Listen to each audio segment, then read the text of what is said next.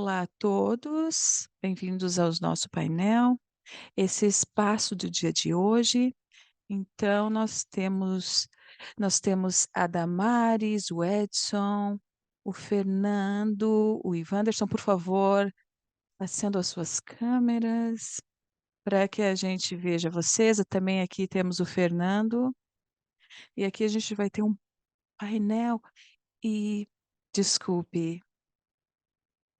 Então, nós vamos falar das alternativas das comunidades em frente ao fenômeno do Del Ninho. E essa é uma iniciativa da Rede Colaborar. Então, qual a resiliência das comunidades? Então, nós temos todos esses temas na nossa rede e nós podemos também de uma atividade que se fala em coletiva para ação coletiva para falar de um tema tão importante. No dia de hoje, temos alguns profissionais muito importantes e comunidades que trabalham esse tema do fenômeno do El Niño com as mudanças climáticas. Então, nós vamos iniciar com uma introdução do que é, o que define esse fenômeno do El Niño. Então, depois nós vamos falar da Damaris Santos e depois o Edson também, depois nós vamos falar com o Fernandes, e depois a Damaris Santos, ela vem do Panamá, ela é diretora executiva e gerente da conservação dos ecossistemas da Fundação Fundicep. Ela faz o gerenciamento de projetos, desenvolvimentos de cultura orgânica, produção de adubos orgânicos. Ela é uma ativista ambiental, também trabalha nos direitos humanos e também eh, sobre ecossistemas e conflitos ambientais. E também nós vamos falar com o Edson Ricardo Amai. Ele fala sobre desenvolvimento sustentável, ele tem muitas experiência e formulação de projetos. O foco dele é a restauração de ecossistemas, liderando projetos multidisciplinares, então reabilitação de solos e promover a biodiversidade local. Então, trabalha com comunidades locais e autoridades locais para desenvolver projetos sustentáveis e sustentáveis, dependendo da região. Nesse caso, ele vem de Colômbia e ele vem de uma organização chamada Sindessos. Sim, e é de Colômbia. E nós também, Ivanderson Pinheiro Campos, e ele vem da organização Baixada Maranhense. É uma organização, é localizada no norte do Brasil, faz a mobilização de recursos de comunidades em filantropia comunitária. Então, faz a capacitação dessas comunidades em comunidades agrícolas e também a resiliência comunitária. Então, ele é superintendente do Instituto Baixada e faz parte da Unicef através do Instituto de Formação. E, por último, eu apresento a vocês Fernando Castrion. Ele faz parte da organização Semias. Me desculpem. Ele é a coordenação nacional do Grupo Semias.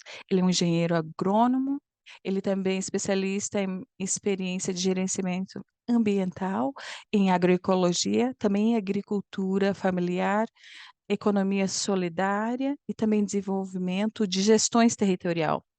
Então, ele é assessor e coordenadores de projetos indígenas e afrodescendentes de Colômbia e do Peru.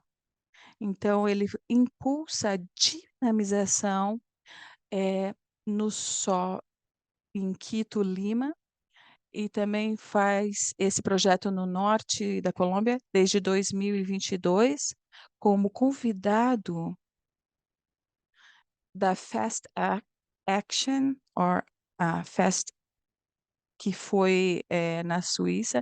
Então vamos dar uma as boas-vindas para os nossos convidados. Então vamos falar com o Fernando, que vai nos dar a introdução. O que é esse fenômeno do El Niño? Que é um tema que muito atual a nós que estamos aqui nesse espaço.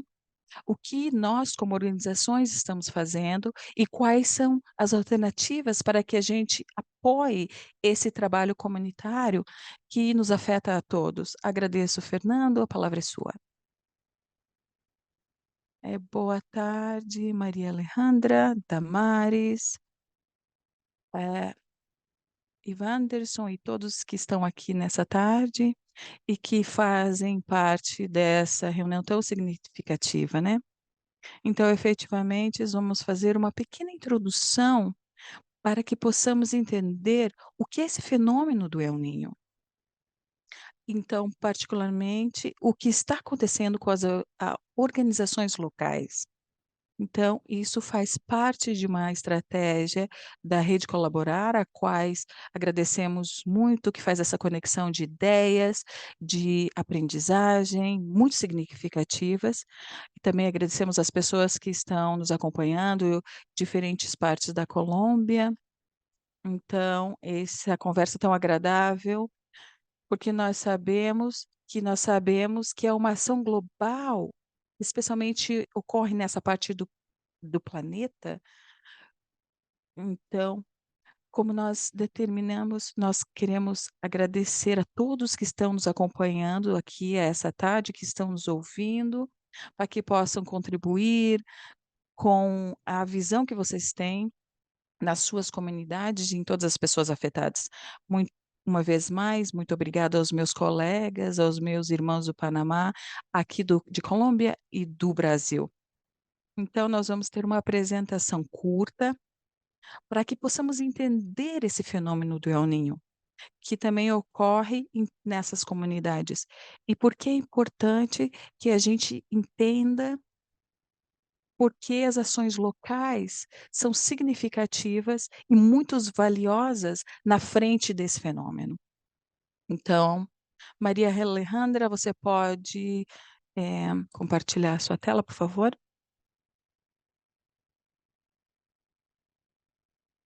Aí, está na tela. Sim, estamos vendo. Então, como falava Maria Alejandra, então nós trazemos aqui o trabalho que temos, da Sindessos, da Fundicep, do Instituto Baixada, que se localiza no Brasil. Então, vamos iniciar a apresentação. Então, esse gráfico mostra essa parte do continente americano. Aqui temos uma linha que se mostra aqui na parte do Peru e no sul da Colômbia. Então, o que acontece? No lado esquerdo, então, por exemplo, é no oeste. Então, temos temos essa parte oriental e a parte ocidental. Que nós no centro do Pacífico, no ocidente, aqui nós mostramos e aqui tá a parte asiático e aqui temos o continente sul-americano. Então nós temos essas correntes quentes que vêm do lado da Ásia e se chocam com as correntes frias do Oceano Pacífico, que está nesse outro lado do mundo. E isso gera um desequilíbrio. E esse desequilíbrio altera a máquina do tempo. É chamado El Niño. Essa anomalia se observa se observa nos dias de Natal, está associado à atividade do menino Jesus. Então, esse fenômeno, nós equatorianos, peruanos, o mar se esquenta ligeiramente e esse aquecimento, gera várias reações nessa máquina climática que afeta África e tudo o que passa nesse continente sul-americano, especialmente na América Central. Isso reflete em algumas partes com seca e em outras partes com excesso de chuva.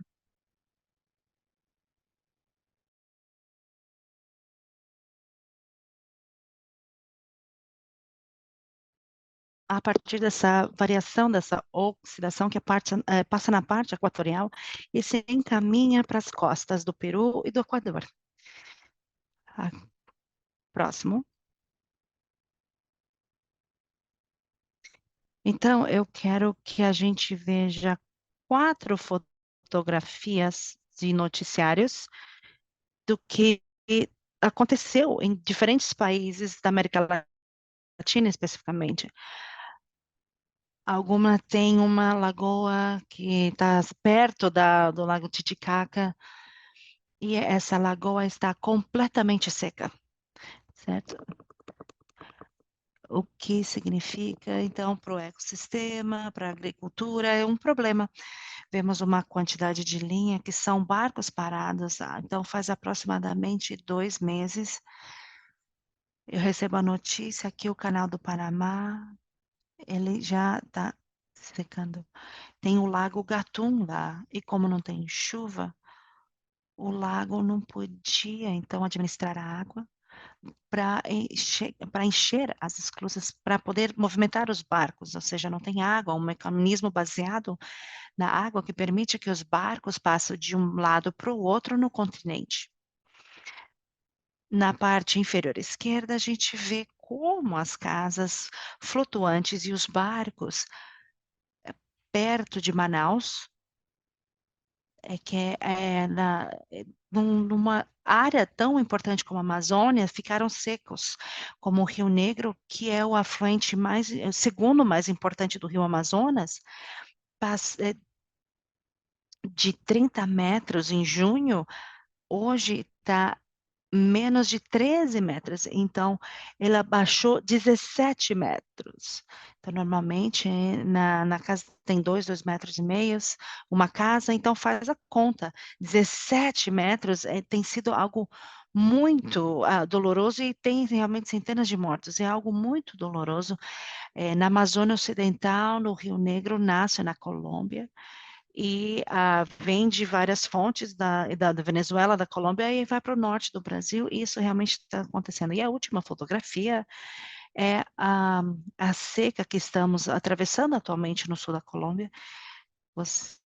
Essas comunidades indígenas que nesse momento estão numa seca crítica devido a gente realmente tem a quantidade fluvial baixa. Então, isso que está acontecendo no nosso continente são muito mais efeitos. Então, esse mapa mostra, nesse momento, os municípios da Colômbia que estão, então, que são baías hídricas. Então, a já vê que as 24 horas não estão mais funcionando. Então, isso acontece na Colômbia, então tudo, a grande parte do Caribe, dessas zonas, está realmente baixo, mas quero dizer que o fenômeno do El Niño não está só, também está associado na gestão do planeta.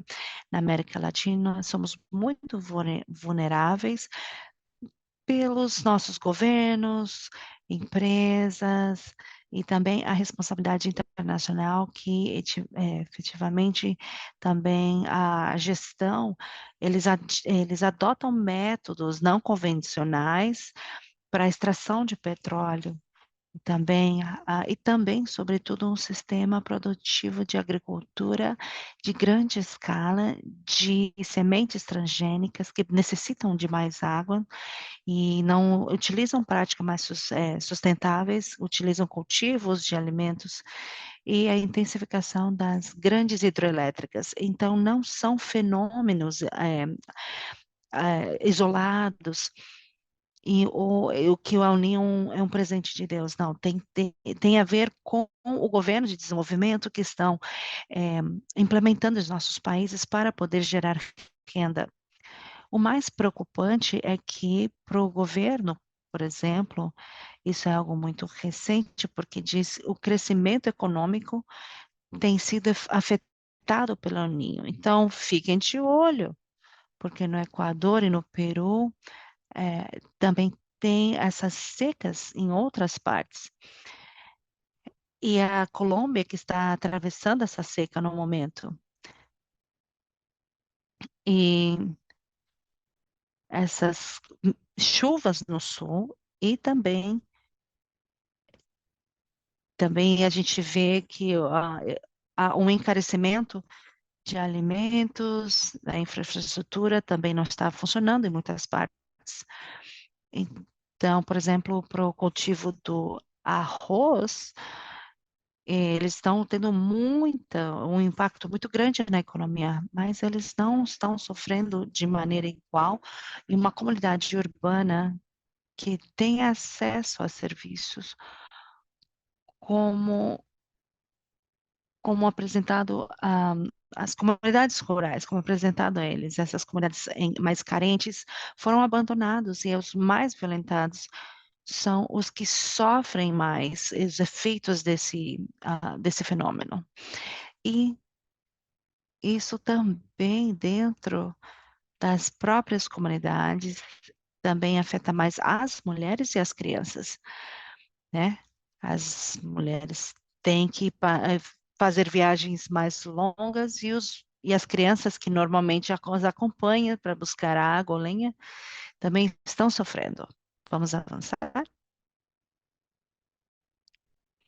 Então, a gente tem certificado de uma maneira concreta que isso acontece em muitas partes da América Latina. O que acontece quando um território colapsa, ou seja, quando ele está num estado de seca desesperante? Bom, não tem alimentos, e aí eles começam, então, a se revezar para poder comer.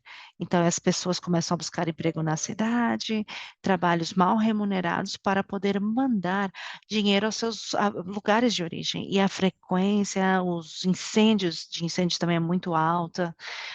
Aí os serviços comunitários não funcionam, aí se perde as sementes, muitas das sementes, que as famílias, que era para o consumo dessas famílias, mas como já dizíamos, e, eh, existe morte de animais e dos cultivos.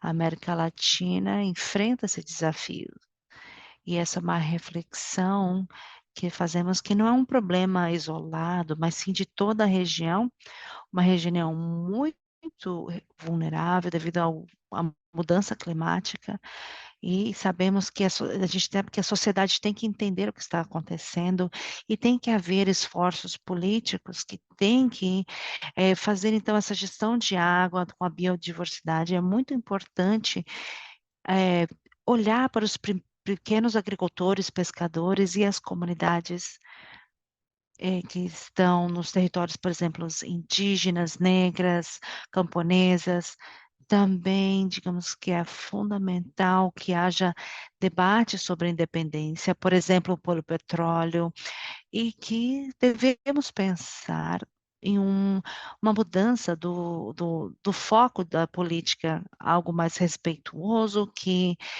mais focada em local, mais orientada, porque o modelo não é bem do uso dos recursos de vidas.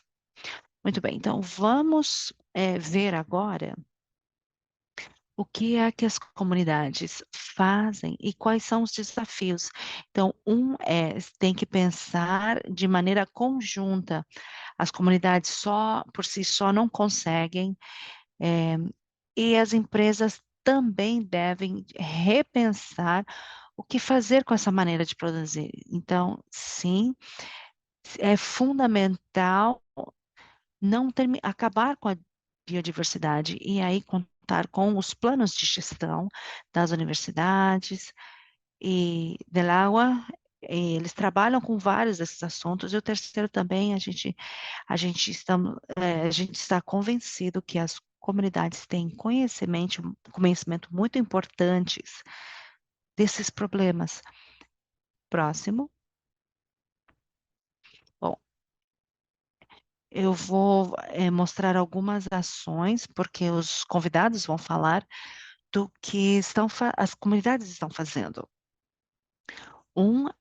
As necessidades de divulgar informações sérias que são científicas, explicá-las às crianças, às comunidades, em que consiste esse fenômeno, quais são os seus impactos e como podem se preparar no futuro, porque isso continua a acontecer cada vez com mais frequências. Por exemplo, identificar eh, sementes de antemão, também reconhecer o trabalho das mulheres e dos jovens e não esquecer que eles também trabalham com cargas muito pesadas e como facilitar a tarefa deles.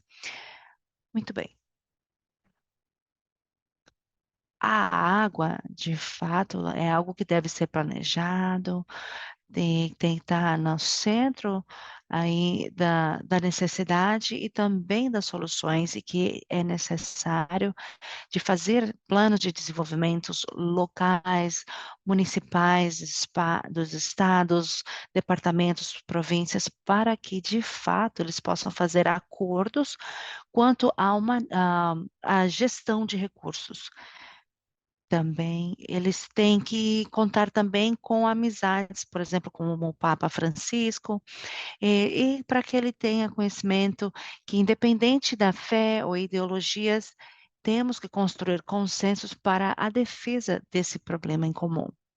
Muito bem, eu considero que isso, de maneira simplesmente, vai apresentar para a gente um pensamento de múltiplas ações para que a gente possa ir desenvolvimentos, mas que os prognósticos dizem que esse fenômeno sim pode ser prolongar de até fevereiro de 2024. Então, eu não tenho dúvida que ainda está por vir. E eu queria aqui, por enquanto está chovendo normal, mas também existem outras ocasiões onde a gente não consegue explicar a nossa seca. Então, eu gostaria de ouvir dos nossos convidados, da Mari Sanches, da Unicef, o Ricardo Amaya, da Serviço em Colômbia, e Vandra Sorpenheiro, do Brasil. Ivan, eu vou fazer aqui, abrir um parênteses, lembra que a gente tem o canal de interpretação, então, como Ivanderson, como ele fala português, para que eles possam, então, ouvir a interpretação, então eles têm que pressionar o botão, o globinho na parte inferior da tela e selecionar o idioma que vocês querem ouvir a interpretação. Então, se vocês quiserem, eu não sei se tem alguma pergunta para o Fernando desse tema do El Ninho, para a gente já dar início com as organizações do Brasil. Alguém tem alguma pergunta? Bom, Fernando, então pode dar início. Então, o nosso interesse está, de fato, em conhecer as experiências locais. Estamos convencidos que não existe uma fórmula salvadora, mas que existem pistas. Porque quando uma comunidade, uma pessoa toma o exemplo de outros, ela também pode acionar essa iniciativa de ação. E são contextos diferentes. O Brasil, a Colômbia, o Panamá também têm as suas diferenças, né?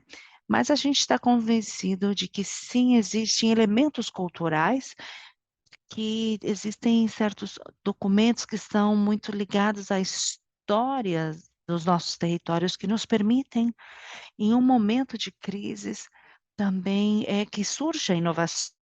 Mas, primeiramente, eu queria perguntar a vocês, a Damares e Wanderson e a Edson, para dizer para a gente como está afetando o fenômeno do El Niño ao seu território. Pode começar, Damares? Sim, boa tarde. Um prazer estar aqui compartilhando com vocês, a todos conectados aqui. Como falou o Fernando, cada país, cada região tem uma forma diferente de sentir os efeitos do El Niño, né? Então, não apenas o fenômeno do El Niño, mesmo a mudança climática que está no planeta todo.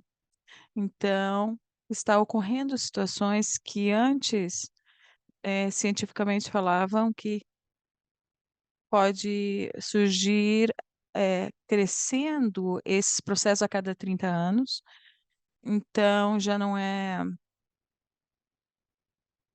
digamos, esse seguindo essas cifras, ou seja, em 2020, essa tormenta que não afetou o Panamá foi apenas uns ventos, né?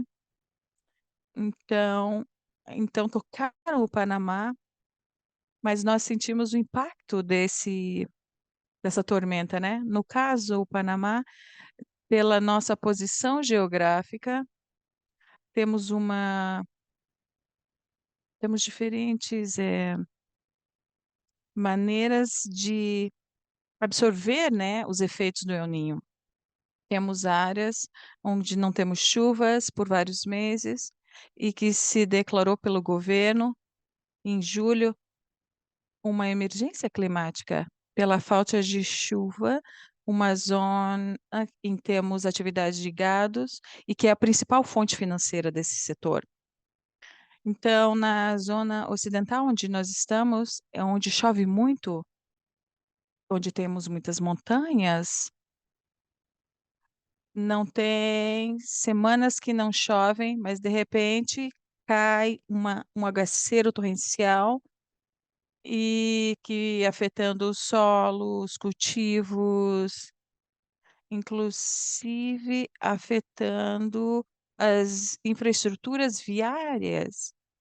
Então, porque não tem a capacidade de absorver a quantidade de água que está caindo com com essas chuvas muito fortes. Ou seja, estamos sentindo ao mesmo tempo, alguns lugares chovem muito, num período muito curto de tempo, com um impacto muito grande, e outros locais não chovem. Então, o Instituto de Meteorologia do Panamá está nos indicando que esse fenômeno, o caso do Panamá, vai ser de novembro até janeiro do ano e que talvez se estenda até o segundo semestre de 2024. Ou seja, o nosso panorama, a nossa previsão é bastante crítica, mas eu acredito que nós não podemos determinar a dimensão que isso vai afetar na agricultura ou na disponibilidade de água para as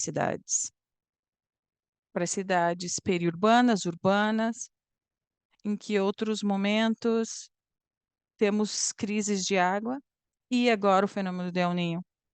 Então, apesar de que somos um país pequeno, com muitas eh, vias hidrográficas, 51 para ser mais específicas, mas há cidades que não têm água suficiente para abastecer, inclusive hospitais. Então, é uma crise bastante forte que o Fernando estava falando sobre o canal de Panamá, que foi ampliado para que eh, absorvesse, né, esse transporte de navios muito grandes e foi o que estávamos fazendo são políticas trazer água de outros rios para abastecer o canal do Panamá. Essa demanda naval que existe nesse local, no canal do Panamá. Então, como nós falamos no início, nas comunidades, que o que vai fazer é essa diminuição dessa área ou a mudança dessas comunitárias ou populares nesses locais. Então, há comunidades que não está próxima do canal, mas que a água sendo uma fonte principal de abastecimento, né, essa água. Então, há terminais muito próximos à capital, existem populações que não têm água, eh, e populações que estão sendo abastecidas por esses carros de cisternas, porque populações que estão muito próximas ao Canal do Panamá. Então, nesses próximos meses, será um pouquinho mais difícil para as comunidades e temos que pensar em como vamos enfrentar esse fenômeno. Então, temos algumas alternativas, mas temos que ampliar os mecanismos de apoio para que as comunidades possam implementar isso, porque as tecnologias, conhecidas, algumas vezes são até simples, mas precisam do apoio de acompanhamento para que as pessoas possam fazer esse desenvolvimento, porque existem coisas que têm que ser acompanhado, né, pelo processo. Então, se alguém tem alguma pergunta, eu estou aqui para responder, com muito gosto, com muito prazer.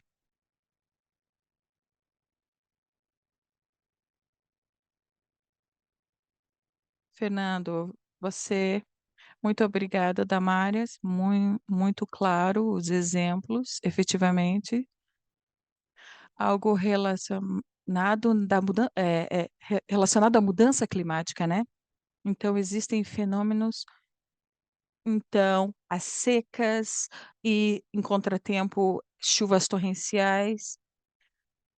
Então, isso acontece com muita frequência, é essa variável, né? Então, se baixa muito a temperatura e acontecem essas precipitações, né, essas chuvas. Alguma pergunta? Deixa eu dar uma olhadinha aqui no chat, no bate-papo. Foi muito clara, Damares. Se não há dúvidas, vamos passar para o próximo. Foi muito claro o que você falou, a sua análise é muito similar ao que nós encontramos aqui nas nossas comunidades locais. Você vai adicionar mais alguma outra coisa, Damares? Não, acredito que o tema das alternativas que estão sendo geradas nesse momento, ou vamos falar isso um pouquinho mais para frente? Não, não se preocupe, a gente vai falar um pouquinho mais adiante. Edson, nos fala, nos conte, da onde que você está nesse momento, Edson? Aqui em Bogotá? Sim, estou na Universidade de Bogotá, sim. Estou acabando, esperando para entrar numa aula. Então, é muito feliz, sempre estou muito feliz de participar, de compartilhar com esse nodo, né, com essa rede tão importante que é essa comunidade da América Latina. Primeiramente, eu gostaria de conste contextualizar um pouquinho o que nós fazemos aqui. E nós trabalhamos principalmente de pesquisar esse desenvolvimento e o que acontece nessas regiões. Então nós estamos aqui numa região próxima a Bogotá, estamos trabalhando principalmente com comunidades que estamos desenvolvendo os projetos de adaptação dessa mudança climática e dando a eles essas ferramentas técnicas para que eles possam desenvolver os seus projetos.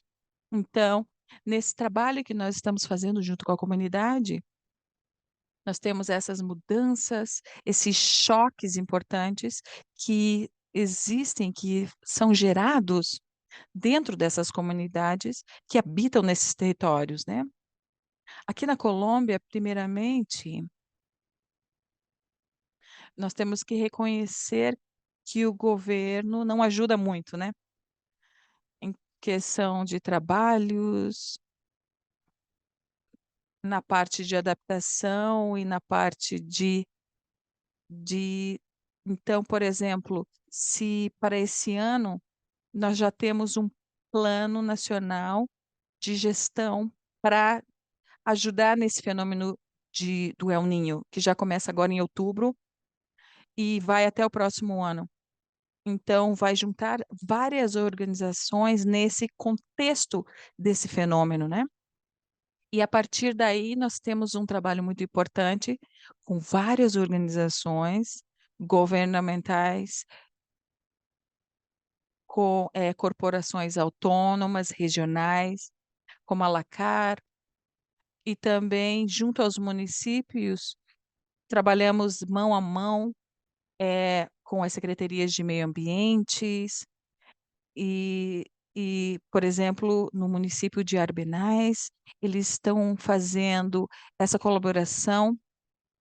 Então, dentro dessa perspectiva, essas pesquisas, como se aliar com eles para que a gente possa gerar projetos que essas comunidades se adaptem e se empoderem e que possam resistir um pouquinho mais, né? Então, a gente apresentou algo que foi compartilhado pela companheira Damares, a locais muito quentes, e no final do dia, na noite, a gente tem essas chuvas muito fortes, né? Esses aguaceiros. Então, a gente tem, nos primeiros meses do ano, então, tivemos o fenômeno de La Niña, então, tivemos chuvas intensas, que a gente tem que fazer remoção em massa, tivemos deslizamentos, perda de cultivos, né? A gente teve uma danificação da cobertura vegetal, da vegetação. Então, agora está acontecendo o inverso, né? A gente tem secas em alguns lugares, chuva torrenciais, mudanças do clima. Então, isso tem feito, gerado a mudança dessas espécies de aves, né, de um território. Então, a gente fez essa mudança na dinâmica dessas aves. Também é uma preocupação de todos, especialmente dos camponeses, como isso vai afetar a sua segurança alimentar, né? Então, como foi afetado os seus recursos governamentais que fazem parte para fazer a investigação do impacto que é gerado. Então, a gente está subsidiar e fazer com que melhore essa dinâmica, a comunicação entre essas comunidades, para facilitar e melhorar um pouco esse choque, né, dessa mudança climática dentro dessas comunidades. E como o que nós temos visto é uma mudança significativa, por exemplo, 284 desastres em 57 municípios. Então, foi afetado 2.877 hectares desde setembro. Isso é bastante preocupante. Como nos adaptar, como melhorar essas condições dos municípios afetados, frente a essas diversidades, né? Essa mais ou menos é o panorama que nós temos vindo dessas pesquisas, dessas investigações e dos fatores que ocorreram aqui na nossa região. Obrigado, Fernando.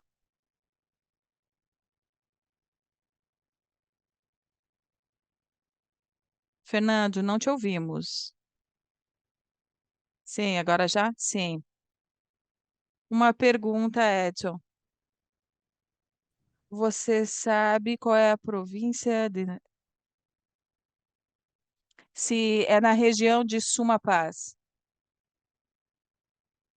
É na zona de montanha até a parte baixa? Sim, sim. Praticamente no limite, em toda essa zona, sim, toda essa zona.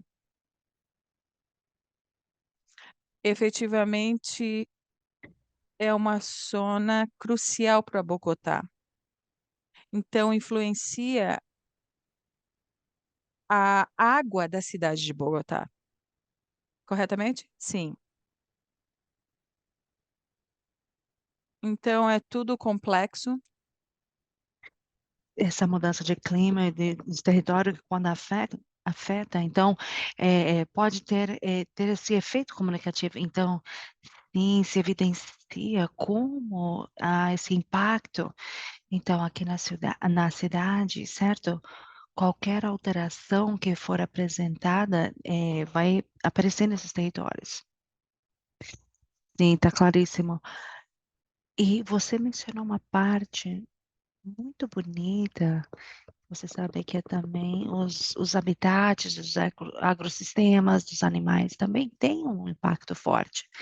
Nesse momento, de fato, a situação para as aves está crítica, para também para os criadores de aves estão aí relatando a dificuldade que não tem alimento suficiente para garantir a produção, incluindo para poder preservar a vida dos animaizinhos.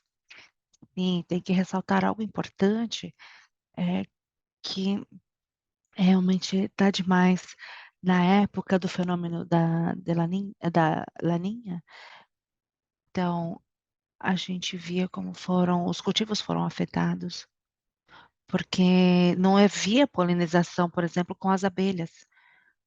Então, essa região, o que tem primordialmente é porque as abelhas não podiam fazer a polinização, porque também não estava vendo as flores devido à escassez de chuva. Então, isso foi impactado. Então, fizemos uma mudança extrema que também não existe iniciativa para poder. Então, como podemos ajudar essas comunidades? Então, é uma atividade também muito importante que a gente tem que pensar de todos os âmbitos. Sim, com certeza, você tem razão em tudo isso. Muitos dos efeitos da mudança climática a gente vai ver de volta, incluindo, Lina, Lina, a colheita do cacau, do café, está sendo impactado. É algo realmente brutal. Você não tem água suficiente, eles não dão flores, e aí realmente não move a economia local. Bom, bom, vamos então passar ao nosso convidado, Ivanderson Campos, do Instituto Baixada do Brasil. Certo? A gente aqui está muito feliz por você estar disposto a estar aqui com a gente nesse momento, também por compartilhar também e contar para a gente o que está acontecendo aí. Então, meu irmão, por favor, segue em frente, a gente está te ouvindo. Ivan, eu sei que você está com um sinal um pouquinho complicado, mas vamos tentar, tá bom? A gente te, Sim, a gente te sim, ouve. tudo ok. Olá, gente, tudo bem? Boa noite. Estou falando agora da cidade de Recife, sou do Maranhão. Eu também agora estou no encontro de donatários de EF do Brasil. A gente está nessa cidade justamente discutindo aquilo que o terceiro setor tem feito pelo mundo e pela sociedade. Para nós que estamos, né, do outro lado da ponta, que estamos na ponta, tem sido um pouco mais difícil porque tudo está mudando de uma forma que a gente não consegue se adaptar a essas mudanças. Né? Não consegue adaptar a agricultura, não consegue se adaptar, a pesca não consegue se adaptar, e o agricultor ou o produtor rural e as pessoas das comunidades não estão conseguindo se adaptar a esse processo. Há muitos anos, né, eu convivia com meus avós e tínhamos uma prática, né, e uma vida cotidiana completamente vista como naquela época como normal, né? Onde a gente tinha as chuvas em uma determinada época do ano de forma muito regular. E para nós no Maranhão a gente só tem dois períodos: o período de muitas chuvas e o período de, né, não de seca total, mas período de sol e período de chuva.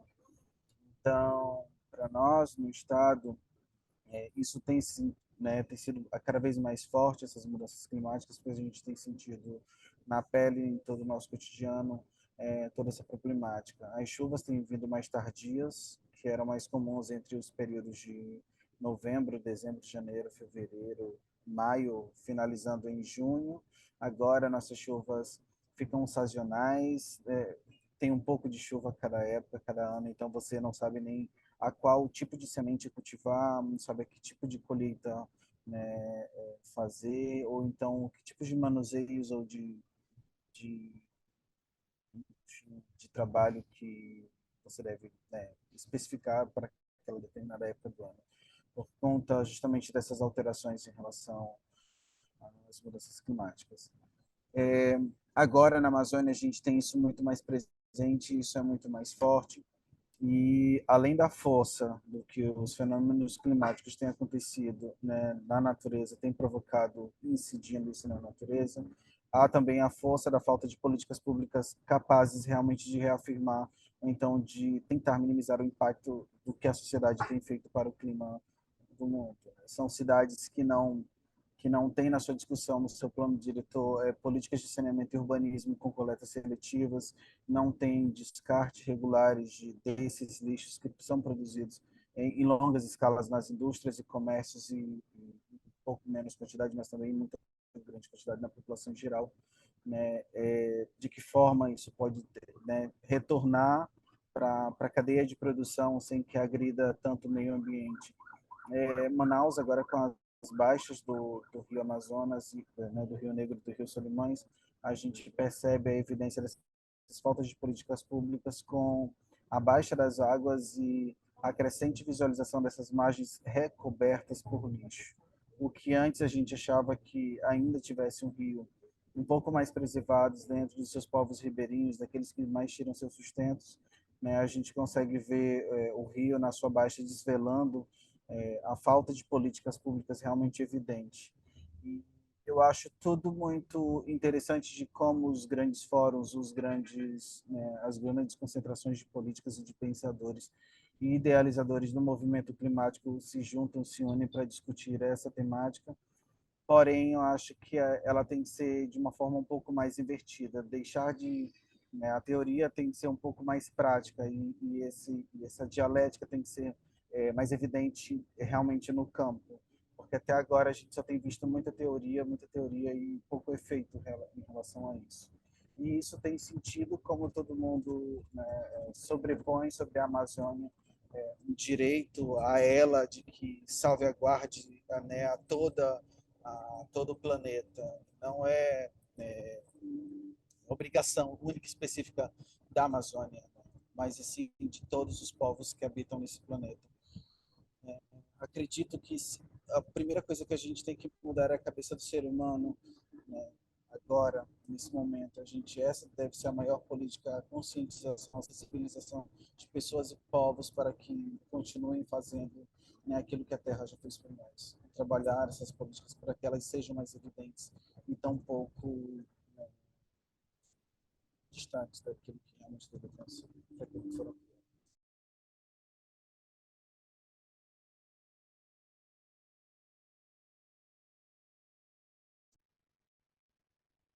Sua análise foi de muito valor, muito necessária.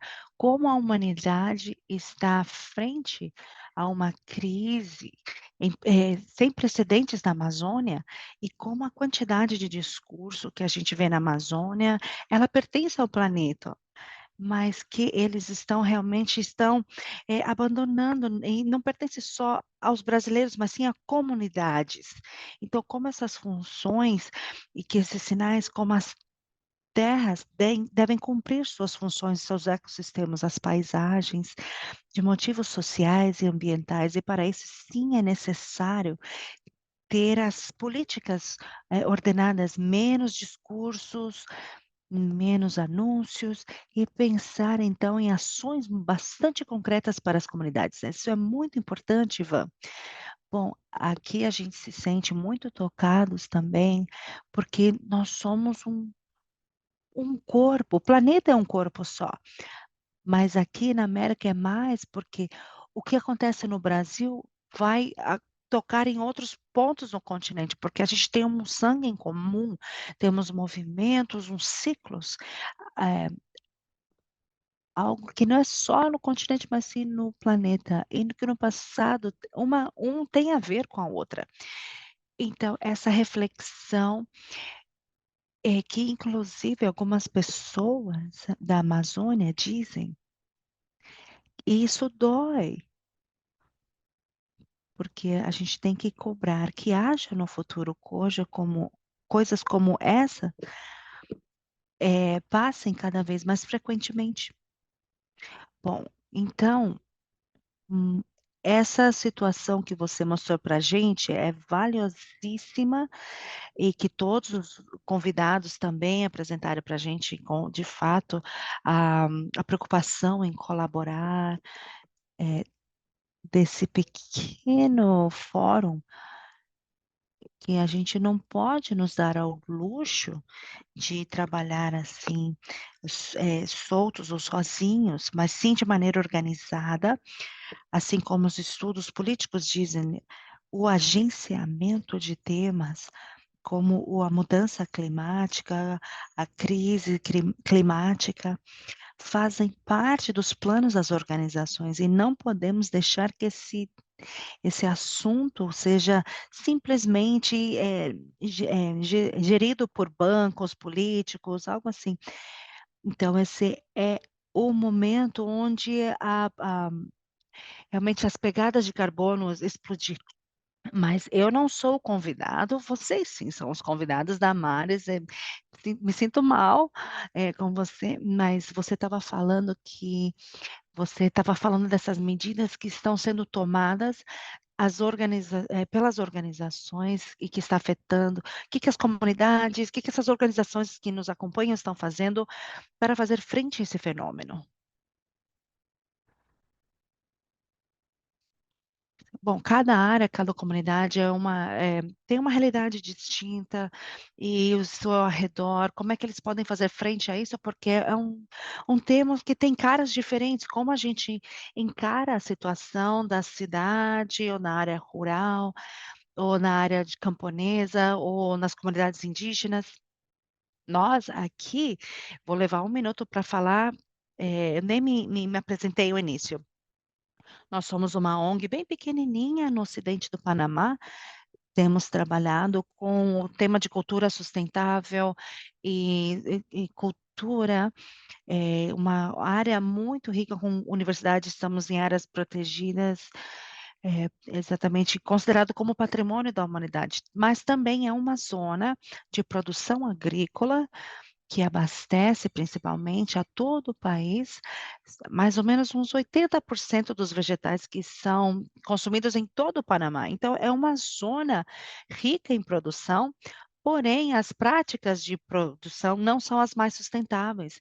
E o trabalho de promover a agricultura, de conservação, algo mais amigável, é uma tarefa bastante difícil, porque não tem uma política de Estado que tenha privilegiado, então, a importância do solo, da água, o que se eles privilegiam é a produção para vender, e dos vegetais. Então, contra esse modelo de desenvolvimento agrícola que usa muito pesticida, para realmente, eh, e destrói bastante o solo, eles não pensam em como conservar, como gerenciar isso melhor. Então, uma organização como a nossa, a gente enfrenta esses desafios. E os últimos anos a gente tem sido afetado por vários fenômenos de inundação, de transbordar os rios, que é o rio mais importante da região, deslizamento de terra, porque exatamente não tem essa cobertura, então, rochosa, e eles não têm a capacidade de reter a água, de absorver parte dessas chuvas e das correntes, então está afetando diretamente está ameaçando as populações que estão aí, ribeirinhas. Então, estamos muito agradecidos e por isso a organização entrou nessa organização para poder diminuir o risco. E como podemos fazer? Eu acho que o Fernando dizia algo que a gente tem que trabalhar na formação das comunidades. É um assunto que tem que ser debatido dia a dia. Não podemos esperar que a comunidade mude quando não tem uma política pública que de verdade esteja preocupada pelo risco que a população vive, porque a casa, quando é construída aí na beira do rio, é uma zona vulnerável e não se pode construir aí. E as pessoas continuam com aí ah, realmente com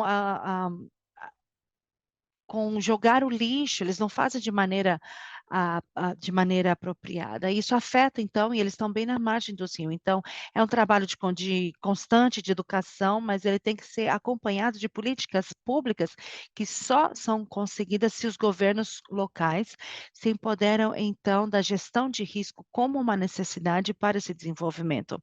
Então, por isso, acreditamos muito na organização comunitária e não podemos esperar que as crianças educados com uma mente diferente cheguem a ser adultos para fazer as mudanças, porque senão a gente não vai nem ter o que mudar nessa época. Temos que trabalhar com as comunidades que têm sido afetadas, em promover as políticas a nível, então, de prefeitura, de municípios, e que o espaço, então, de gestão de riscos seja empoderado pelas comunidades e que possam seguir adiante nesses planos de gestão para os riscos que existem. E aí as ações que a gente pode fazer como organizações é seguir incentivando os agricultores a fazer um uso melhor do solo, da terra, para voltar ter essas práticas para que eles tenham uma relação melhor com a terra, e esses recursos a gente tem que fortalecer, tem que promover uma conexão, ou uma reconexão com e colaborar com a terra, com as pessoas e com a terra.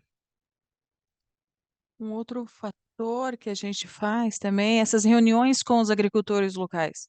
Por exemplo, muitas zonas rurais se abastecem, ah, fazem a administração e todo o processo de distribuição. Então, essas organizações que estão presentes em todas as comunidades são aquelas que têm que fazer esse movimento de resposta em qualquer fenômeno que ocorre. Então, por exemplo, as pessoas têm que se organizar para que possam fazer essa reposição. Então, ou seja, se há um desabastecimento, então não tem água porque secou as fontes, porque nós não temos capacidades. Então, são decisões que essas administrações têm que tomar juntas. Então, assim, nós pensamos que tem um grande compromisso e pode ser um fator de mudança nessas ações de prevenção que a gente pode encaminhar à restauração dos solos e das fontes de água, desses processos de desenvolvimentos, e também verificar quais as áreas vulneráveis que podem ser afetados por fenômenos naturais. Então, também o tema de organizar as comunidades, as capacidades de prevenção, de intervenção e, finalmente, a resposta que está ou que deveria estar eh, na função do governo. Porém, a investigação são eh, movimentos que são menos apoiados. Por quê? Porque tem uma fonte de água, ou seja, não é tão visível como uma resposta que se dá no fenômeno onde que chegaram carros de alimentos, quando carros de colchões para atender os afetados, por exemplo. Mas a investigação, a gente não tem esse tanto de voluntários para que venham capacitar uma comunidade, por exemplo. Há momentos em que as organizações que estamos trabalhando no tema de resiliência, nós temos esses desafios de tratar de motivar, de mobilizar outros atores sociais dentro das nossas comunidades, nos governos locais, porque os governos centrais tem que definir mais recursos, mais tempo, mais pessoal, para que possa atender esses desafios que estão crescendo. E o fenômeno do El Niño, as respostas, as alternativas, as colheitas que foram afetadas pelas chuvas, nós precisamos de assessoria. Então, acredito foi 2019, nós tínhamos uma campanha e falava a colheita através da água, fazer a colheita da água de chuva. Então, as pessoas pensavam que isso não era possível. Então, a gente tem que mudar, inclusive, a maneira que a gente fala com as comunidades, porque muitas vezes eles não entendem um conceito de colher água, eh, coletar a água da chuva, né? Então, a gente precisa ampliar esse tipo de resposta que a gente pode se converter numa solução temporal, porque pelo menos pode amenizar o impacto, da seca, por exemplo, que vai acontecer nos próximos meses. E ações na agricultura, que também existem técnicas, vocês sabem, os companheiros aqui que são engenheiros agrônomos, que a gente pode desenvolver técnicas para manter certa umidade no solo, para que pode manter alguns cultivos que não requerem tanta água. Mas as pessoas precisam assessoria. A gente não pode esperar que as pessoas façam as coisas se eles não têm a orientação. É, o que podemos fazer de uma maneira prática para enfrentar esses desafios do El Niño?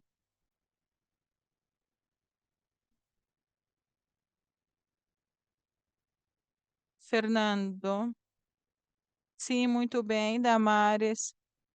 Esse é um novo desafio, né? Porque nós precisamos falar dessas mudanças culturais. Obviamente, o solo, essa visão do solo e da água, a gente precisa entender as maiores decisões das autoridades e o que é elegível, né? Essa é uma conversa constante no nosso continente. Então, nós precisamos determinar quais são as emergências desses planos de riscos. Então, por exemplo, nós da América Latina, nós temos instituições especiais para isso, para desastres, e nós também, eh, então, aqui nós estamos falando, o Comitê Castro, que era uma autoridade colombiana, e quando aconteceu uma catástrofe, é uma situação muito precária. Então, efetivamente, isso também é tratado das condições para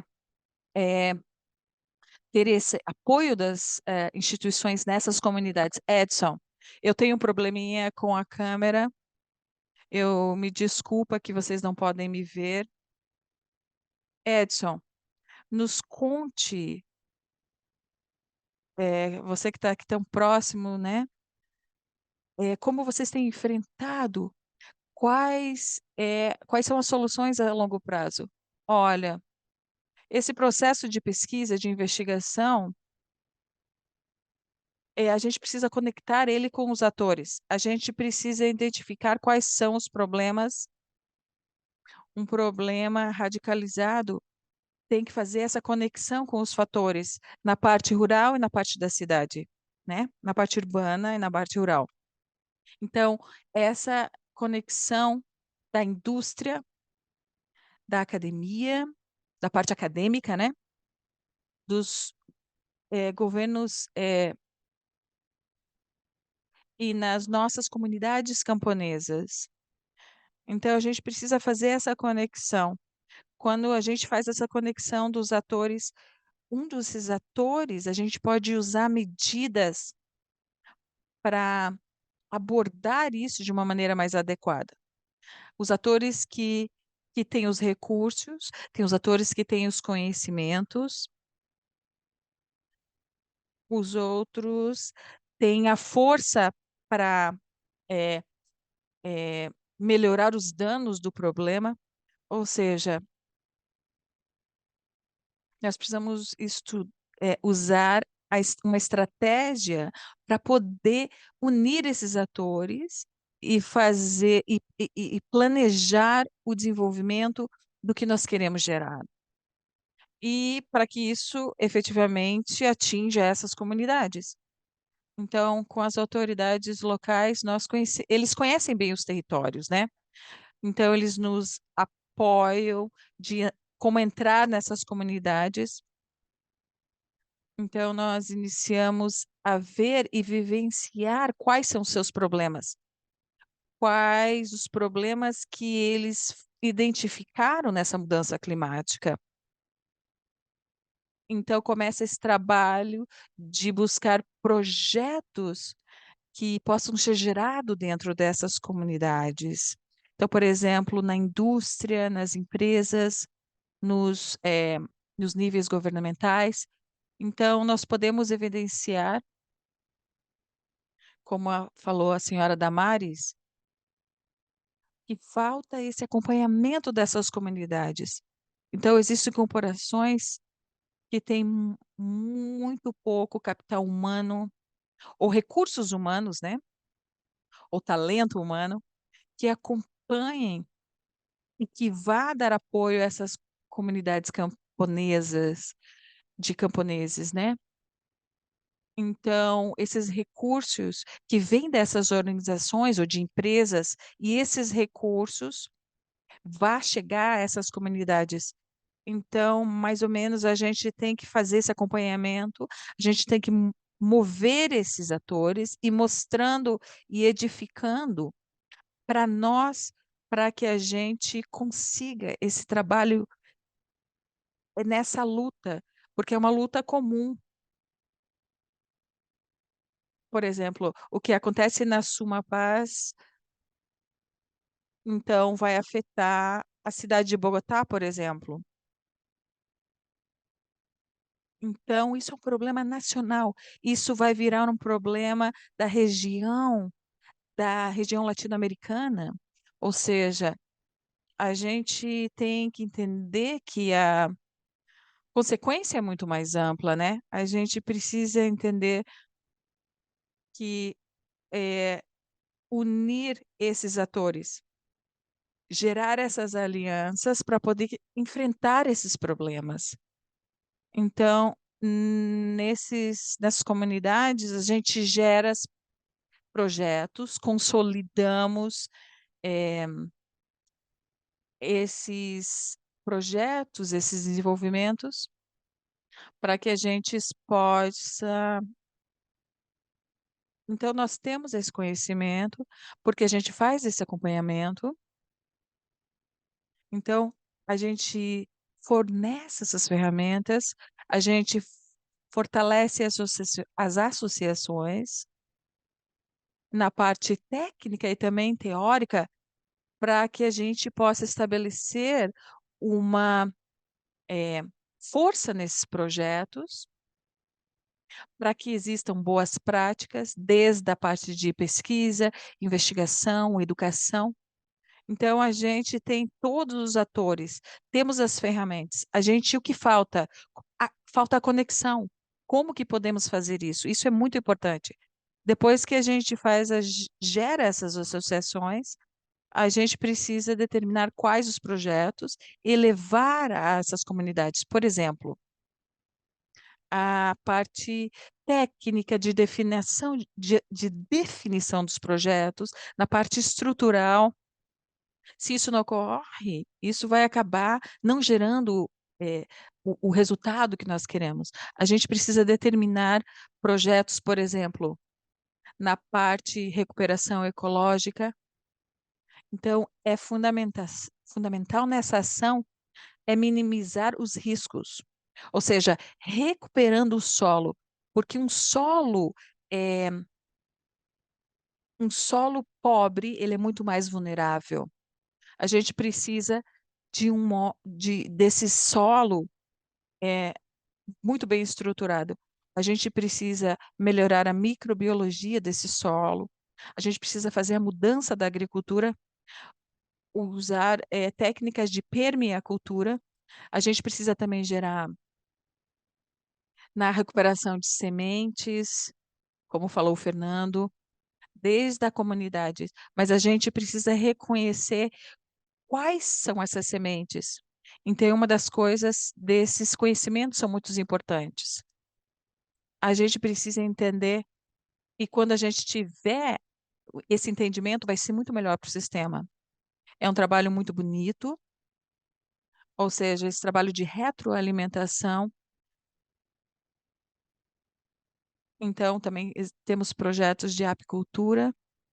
Então, a importância dos polinizadores nesse processo de agroecologia. Temos os projetos de recuperações ecológicas dentro das comunidades, de viveiros, eh, de árvores nativas. Também queremos recuperar toda essa dinâmica de solo, da flora e a fauna, porque fazem tudo isso que foi afetado por essa mudança climática.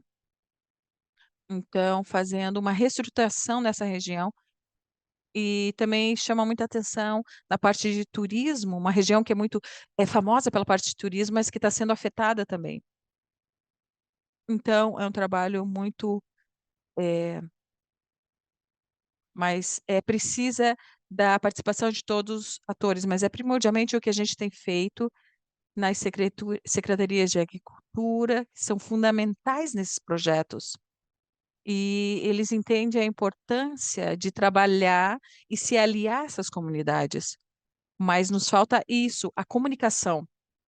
Falta essa relação, essa conexão do que estamos nós fazendo, o que está fazendo a Secretaria de Meio Ambiente, as secretarias de transporte, o que estão fazendo as comunidades de camponeses.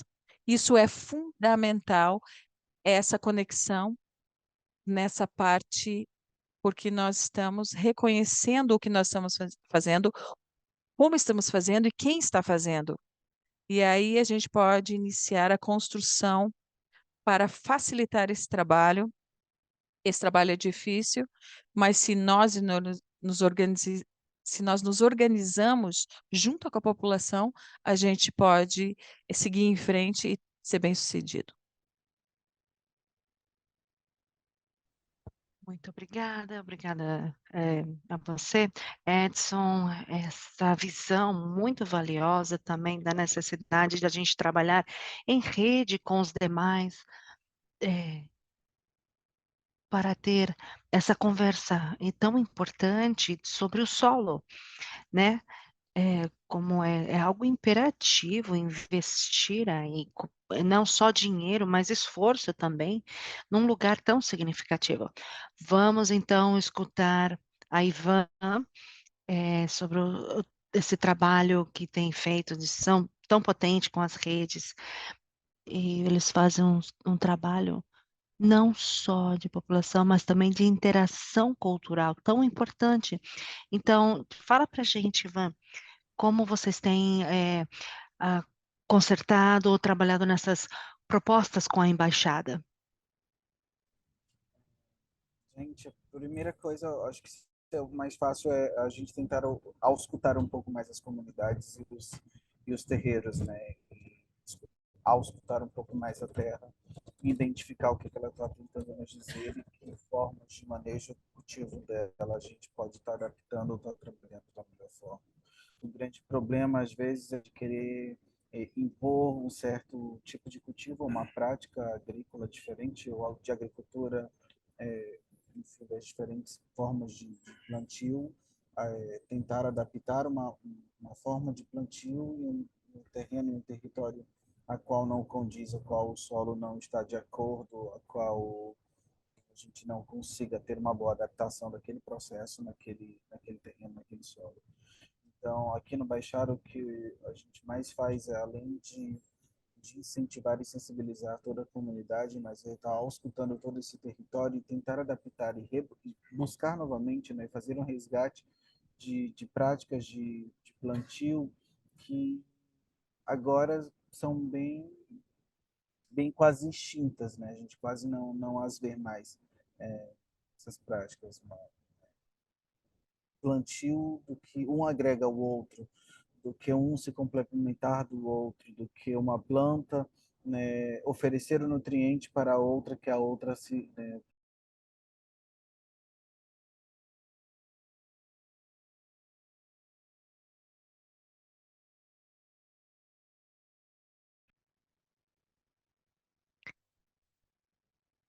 Bom, perdemos a conexão com o Ivan. Vamos dar seguimento e aí depois, quem sabe quando ele voltar, ele continua com a resposta dele. É, quando ele entrar novamente, se é Damares, alguém. Ah, ele já voltou, já voltou. Acabou de se conectar. Vamos ver. Ivan, tudo bem? Ivan?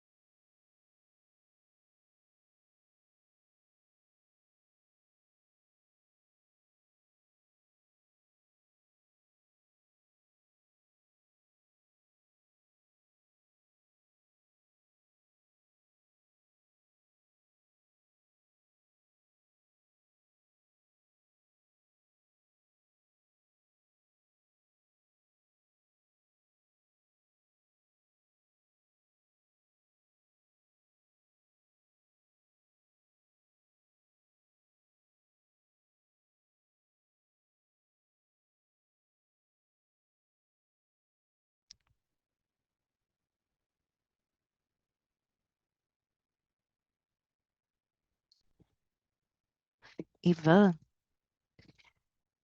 você podia dar um exemplo de alguma dessas práticas que você conseguiu recuperar?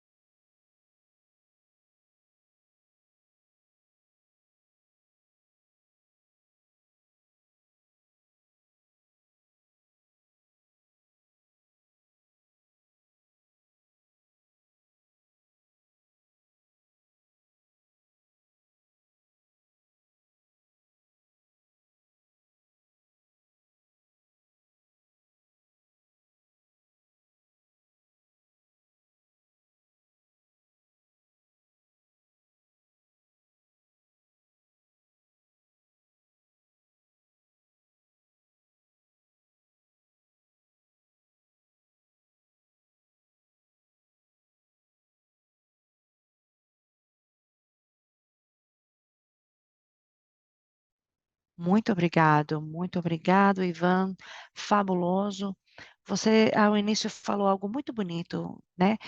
Para pensar na comunicação como as árvores fazem, né? Como com os seus cultivos, as plantas.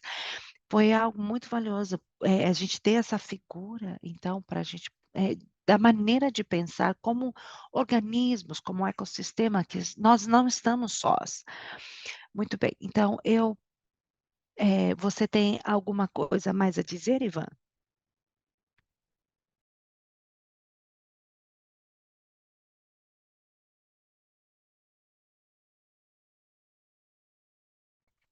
Muito bem, então vamos ver algo exatamente. Eu gostaria que a gente mudasse um pouco a ordem e iniciamos novamente contigo, Ivan, porque você é um gestor cultural, ou seja, essa arte atravessa a gente que também a ver a crise e a nos ver as possibilidades de mudar, de fazer fazer essa mudança. Você que é um gestor cultural, que é um artista, que é professor, como também você vê o que que é necessário, ou seja, desde a sua experiência, porque é muito interessante a sua experiência, como você acha que, devem ser essas mudanças culturais?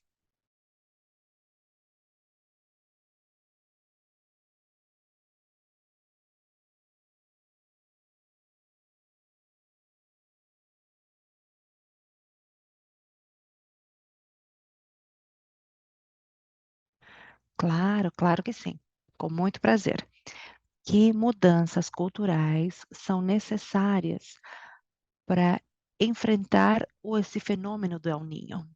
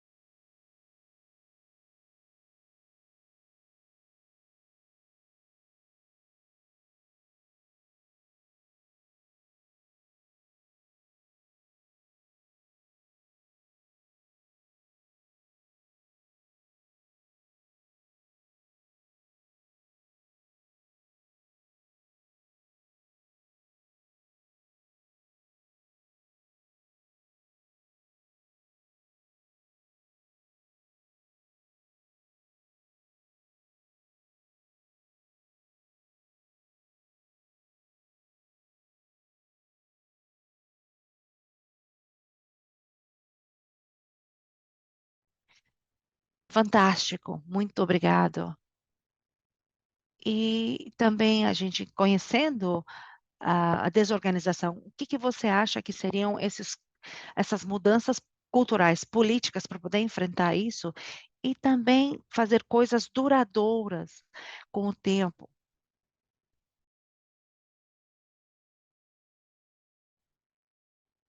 Uma Bom, experiência nossa do Instituto uma, uma, uma, uma experiência nossa daqui do Instituto Baixada, de forma cultural para uma alternativa de. Desculpa?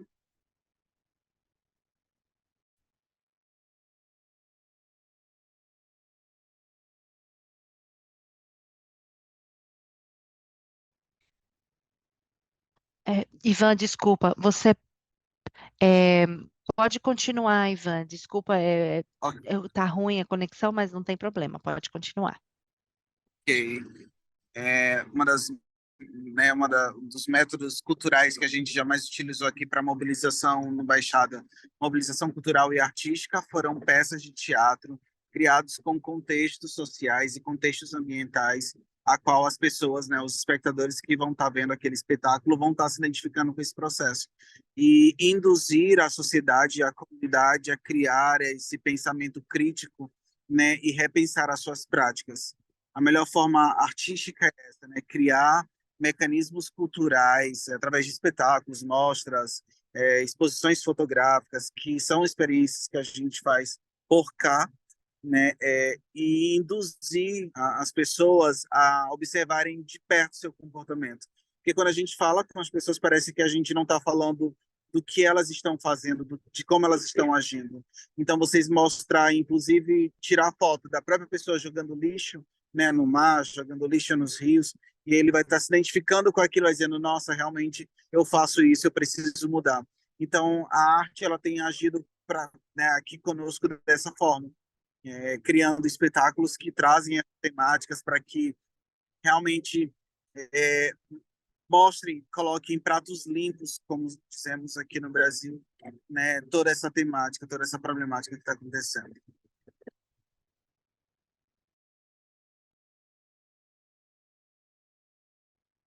Fabuloso. E fazer no meio do carnaval de alegria, né? Fazer uma mobilização cultural fabulosa. Edson, nos fala, desde Suma Paz, qual é essa relação do campo com a cidade? Como que você faz esse planejamento? Como que você faz essas mudanças culturais, né?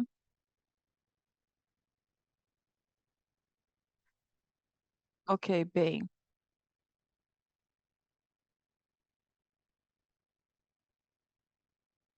Desculpa, desculpa, eu que tô. Vocês me ouvem? Sim? Ok. Então, as mudanças culturais têm que ser feita em todos os âmbitos. Nós estamos enfrentando umas mudanças que já víamos anteriormente, mas é a primeira vez que a gente está enfrentando, né? Isso tudo nos leva culturalmente, nós enfrentamos esses desafios primordialmente. Então, nesse decorrer, a gente precisa se unir. A gente precisa unir esses atores que estão presentes na sociedade. Isso é tão dinâmico. É, o que nós vamos enfrentar é tão difícil que a gente precisa de todos os atores dessa grande peça juntos. A gente precisa fazer uma mudança significativa, sabendo o que é o discurso, tá? É esse discurso desde a parte governamental. A gente precisa aceitar que a gente precisa se adaptar a isso. Nós precisamos acreditar que nós precisamos reduzir a vulnerabilidade dessas comunidades. Já aceitar isso é um passo bastante importante. Então, encaminhar os recursos que o governo pensa em contribuir para reduzir esses riscos e também encaminhá-los para onde precisa ser direcionado verdadeiramente. E que todos nós, é algo muito importante na parte cultural políticas, que todos coloquem os seus recursos, acabar com a corrupção. Esse é um problema não apenas nacional da Colômbia, mas é um problema latino-americano, né? Porque esses recursos, eles precisam chegar nessas comunidades. Esse trabalho, para mim, eu vejo como algo extremamente fundamental e importante. A gente precisa entender a suma importância desses recursos, né? A gente Por que que esses recursos a gente precisa investigar por que que esses recursos não estão chegando a essas comunidades. Então, essa é a responsabilidade de todos, né. A gente precisa que esses recursos cheguem a essas comunidades camponesas. Então, eu vejo a positividade nesse campo, né. A gente precisa cada um fazer a sua parte, porque muitas vezes a gente acredita que sempre depende do outro, né? Mas a gente precisa entender que esses recursos precisa ser apoiado e nós precisamos construir e ajudar essa dinâmica, né? Se a gente não der as mãos e um não apoiar os outros, a gente não vai conseguir enfrentar esse grande risco, né? Não, obrigado a você. Sim, isso é um tema fundamental. As comunidades mais afetadas são as mais vulneráveis, e a vulnerabilidade está tá ligada à corrupção, né? Então, é uma mudança cultural definitiva, essa mudança desse pensamento, dessa atitude de corrupção. A gente precisa determinar isso como um passo fundamental. Damares, nos conta como que no par. Eu tenho uma dúvida. Vocês estão próximo da fronteira com a Costa Rica? Sim, sim. É bem onde nós estamos. Nós estamos bem próximo à fronteira da Costa Rica. Eu estou aqui no distrito de La Altas, então estamos muito próximos à fronteira de Costa Rica. Você está em Santa Fé, Santiago? Eu estou mais ou menos de 3 horas de Santa Fé, mas digamos, se você pegar uma linha reta, a gente está próximo. Sim, sim, é próximo, é próximo. Sim, muito legal. Vamos ouvir de vocês. Como que vocês acreditam quais as mudanças que são necessárias? Na parte política, eu acredito que vocês discutiram todos os pontos fundamentais que precisam mudanças. A principal delas é a corrupção, né? E é a parte mais difícil também, porque é um emaranhado político, né? Não só aqui, como em vários países, devido ao presidencialismo, né? Nós precisamos determinar a opinião das comunidades. A gente está num conflito muito grave aqui, porque temos um contrato mineiro, né, de mineração. A gente, cada vulnerabilidade que temos, a, a comunidade às vezes é contra, mas tem uma grande pressão que a parte de mineração seja uma atividade econômica no nosso país. E isso vai ter consequências e vai ter um conflito muito forte quando estamos falando na parte de mudança climática, para baixar os níveis de contaminação, e nós estamos fazendo tudo ao contrário. É um tema complicadíssimo, mas esse tema surgiu no meio das pessoas na comunidade em si. A comunidade está saindo e falando: nós não queremos a mineração. Não apenas os ambientalistas, não apenas o movimento dos trabalhadores, há uma massa popular que está focado nesse tema ambiental como prioridade. E isso nós vemos como uma nós vemos como uma mudança de atitude bastante relevante. Então, é muito interessante quando a gente vê as pessoas saindo, defender do seu território. Na parte cultural, eu sinto que são cenários diferentes. As pessoas que estão nesse momento exercendo as funções de poder, as funções agrícolas, existe um modelo de educação e é uma necessidade urgente de mudar as práticas, porque nós somos a geração que está exercendo a pressão sobre os recursos. Então, a cultura sobre as crianças, nós não precisamos.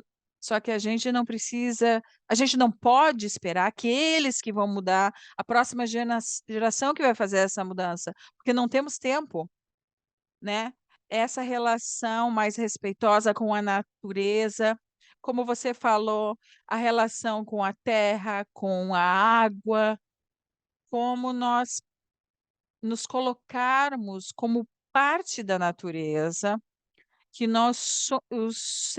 a gente não pode se colocar como os donos da natureza e que nós que tomamos a decisão em relação à natureza. Não, nós fazemos parte da natureza, né? A gente precisa fazer análises muito profundas para que possamos exercer essas incidências nas políticas públicas e só vamos conseguir se tivermos uma atividade de cidadãos e muito bem sustentável na parte da ciência.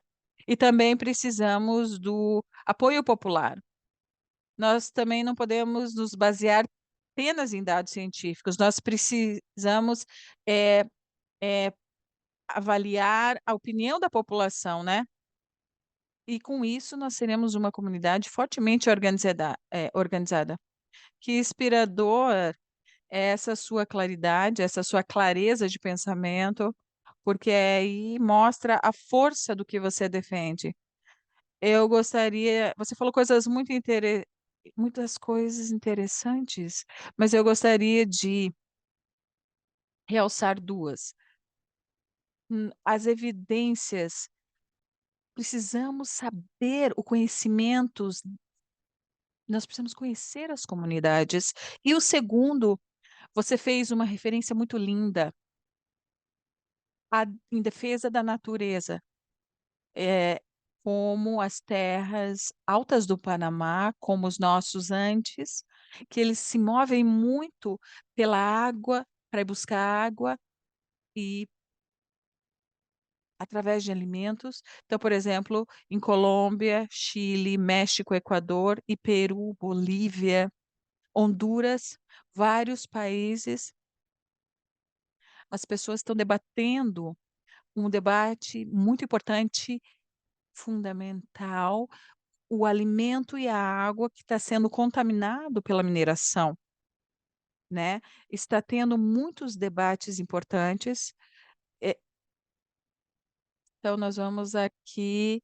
Muito obrigado pela sua intervenção, pela exposição, Damares, de escuta e a sua generosidade de compartilhar os seus saberes, porque a Rede Colaborar é um sistema de iniciativa de paz, né?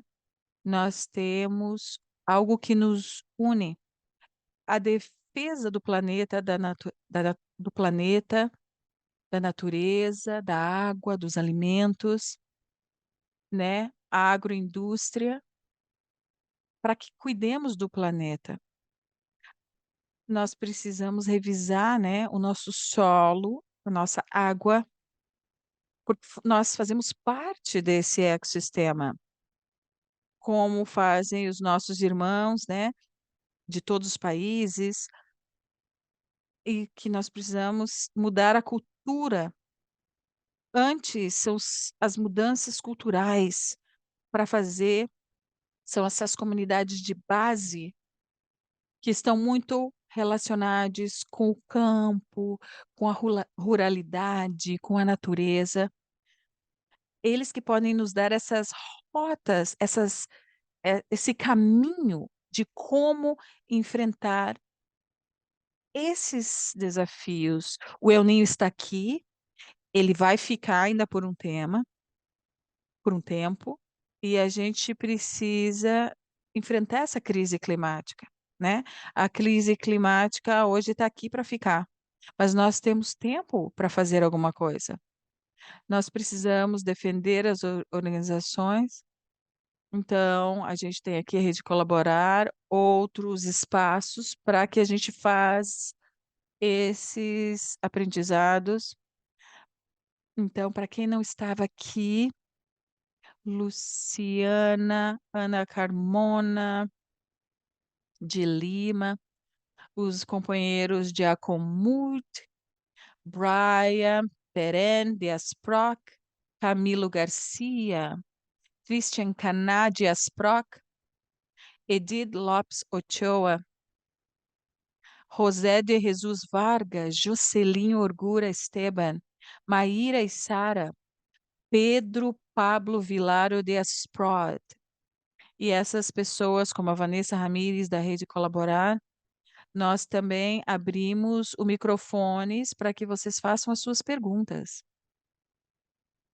Há dois comentários no chat, a gente pode fazer esses dois comentários. O Antônio Rincon falou do Grupo Rincon. Randon, se vocês têm claro o que estão fazendo os setores públicos dentro desse contexto. E ele falou sobre um texto, porque em realidade o tema com os assuntos energéticos, não podemos promover essa energia de origem para revisar estruturalmente o sistema político de consumo, a produção de alimentos, os bens e serviços. O que se mostra valioso e tem clareza de gerenciamento, adaptabilidade pelo setor e como se coloca esses cenários. O que podemos fazer em frente ao setor político, dentro desse âmbito? Damares, sim, eu quero falar um pouquinho. Eu acredito que o nível da comunidade, como o Anthony falou, nós estamos reaprendendo coisas ancestrais e voltando a essas práticas de como melhor usar a energia, como fazer o melhor uso de tecidos, como melhor utilizar a água para produzir biogás. Eu acredito que falta existem poderes hegemônicos para as possíveis formas de gerar energia, transformar e produzir alimentos ou que sejam reconhecidos, sejam apreciados e que tenham os incentivos e os recursos econômicos para que cresçam. Há pouco tempo, em Bogotá, eles tinham uma energia comunitária onde muitos grupos de comunidades diferentes apresentaram os projetos que estavam desenvolvendo e faz fizeram um painel com o Ministério de Energia, e aí reclamaram disso. As propostas que nós damos às comunidades não é abordada com a fortaleza que a gente precisa mudar esse modelo de energia. Então, eu reconheço também no Panamá, nós temos que nos empoderar desses espaços, nós temos que estar mais ativos. Então, por isso que eu sempre falo que é muito importante a participação dos cidadãos informados para que eles desenvolvam e busquem e lutem pelos seus interesses. Claríssimo. Muito necessário. Sim, faz falta. Necessitamos. É muito importante essa reflexão. É um tema, é um tema além de político, cultural, e sim, precisamos ter a parte da comunidade. Nós precisamos fazer essa emancipação. Maria Alejandra, pode. Aqui na perguntas e respostas, o Resur Vargas falou: fazem sobre o Panamá. Gostaríamos de agradecer pela sua participação. Qual a perspectiva da conservação da água dentro dessas comunidades? Qual, no seu caso, como você que trabalha com comunidades indígenas, como que vocês fazem a sinergia dos conhecimentos tradicionais e dos conhecimentos atualizados?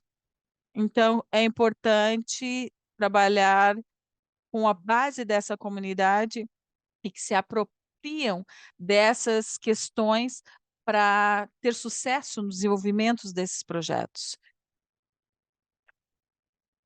Então, para eles que possam ser, empoderar essas. Eu acredito que não tem mais nenhuma pergunta, acho que não tem mais nada. Antes que a gente encerre, se você quiser fazer alguma pergunta, esse é o momento, ou se não, nós vamos fechar, a não ser que a Damares, o Edson, o Fernando, o Ivan. Então, o que eu proponho é que os panelistas, a Damares, o Edson e o Ivan, fale muito brevemente, nós não temos muito tempo, mas eu gostaria que vocês falassem muito brevemente uma conclusão, 2 ou 3 frases aí, se vocês puderem fazer. E muito obrigado pela sua participação e muito obrigado pelo seu trabalho.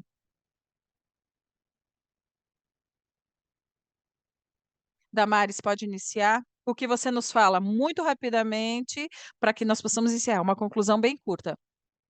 Eu acredito, uma reflexão que nós levamos hoje, a aprendizagem nos outros países,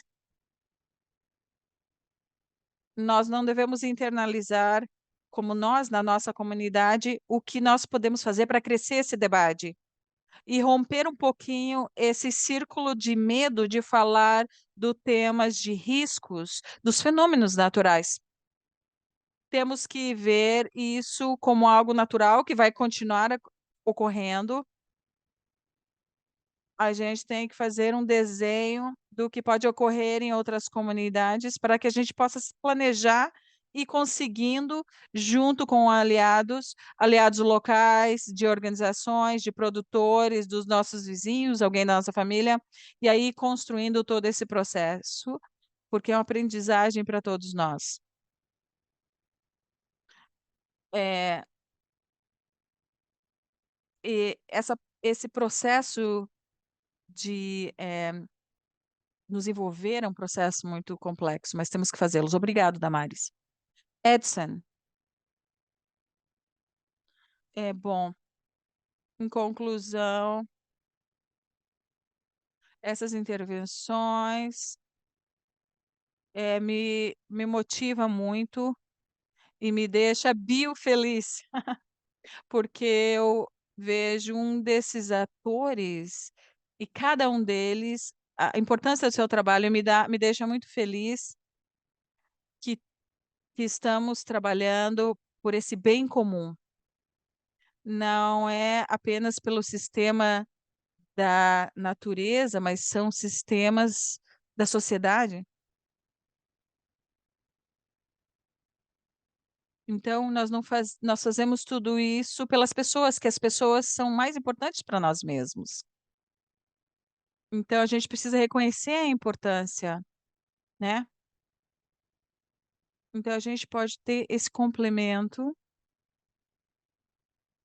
Então, a gente precisa reconhecer como parte vital de tudo isso. Está cortando um pouco, a intérprete está tendo um pouquinho de problema. Então, é bastante fundamental. Então, a gente precisa determinar essa conversa, nos escutar, saber que estamos trabalhando, sabemos que há frutos desse trabalho já. Então, essa é uma conclusão, como falou a senhora Damares, temos que fazê-los, nos encontrarmos, nos reconhecermos, que é um trabalho, então, nos conhecer mais a fundo, falar um pouquinho mais uns com os outros, conhecer bem os projetos, porque é importante isso. Então, quando nós compartilhamos, é isso importante. Então, muitas vezes, às vezes os recursos estão aí, a ajuda está aí, mas às vezes a gente não se conecta e fica faltando uma peça nesse tabuleiro, né? Então, é importante essa importância de nos reconhecermos e trabalhar contra essa vulnerabilidade que temos. Obrigada, professor. Obrigada pela sua atitude. E, por favor, pode promover algumas fotografias sobre essa semente que você tirou, né? Ivan, você está aqui, Wanderson? Nos conte, Wanderson. Queremos ouvir de você a conclusão.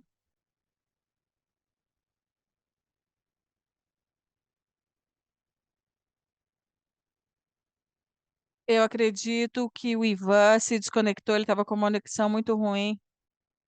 Fernando, O Ivan caiu a conexão dele.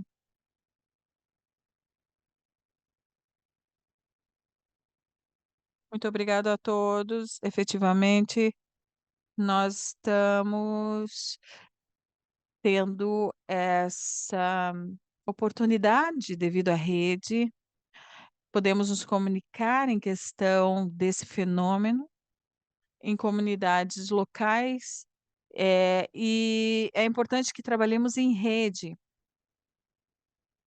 É importante trabalhar com o público, com a empresa privada, é muito entender o valor dos ecossistemas, o valor da natureza,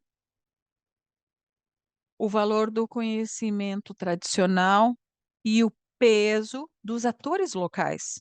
Como efetivamente a gente começa do pequeno e devemos pressionar de maneira organizada, pressionar essas mudanças.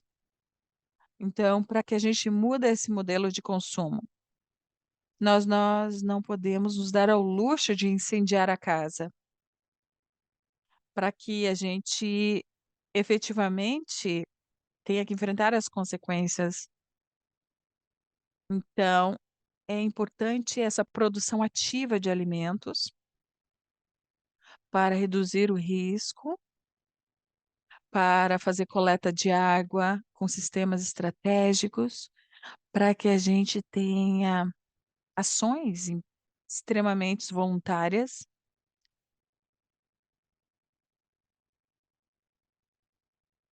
Então, quando a gente faz a construção de soluções, a gente precisa dialogar com as nossas raízes, então encontrar a força do simples. Então, eu determinaria assim, com a vontade de nos vermos novamente e agradecer a Rede Colaborar e obrigado por esse espaço maravilhoso. E aí terminamos, Maria Alejandra. Então, antes de terminar, eu gostaria de agradecer a Edson, ao Fernando, a Damares, agradecer também ao Ivan e também por essa participação coletiva dessa rede. Então, essa realidade continua. Se vocês quiserem participar desses nódulos dentro da plataforma, você pode encontrar. Se você dentro da nossa plataforma, você pode se registrar. Então, por exemplo, se você já faz parte, você já é membro, e aí você pode encontrar todos os eventos que nós temos. Amanhã temos um cafecito muito importante que vai ser feito. É, sim, junto com o Henrique.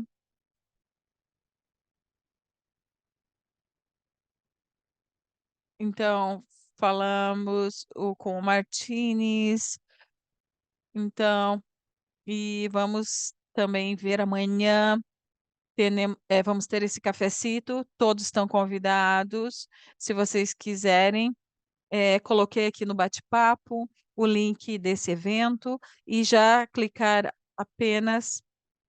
A semana que vem temos a rede instrução, que vai acontecer através da Colômbia. E esse correio, o nosso e-mail está colocado aqui no bate-papo. Então, vocês todos estão convidados para todos os eventos, e todos os eventos estão listados dentro da nossa plataforma. E sempre estamos abertos às suas sugestões, e quem quiser pode fazer todas essas sugestões na nossa plataforma. Tchau a todos, tchau, tchau. Obrigado a todos.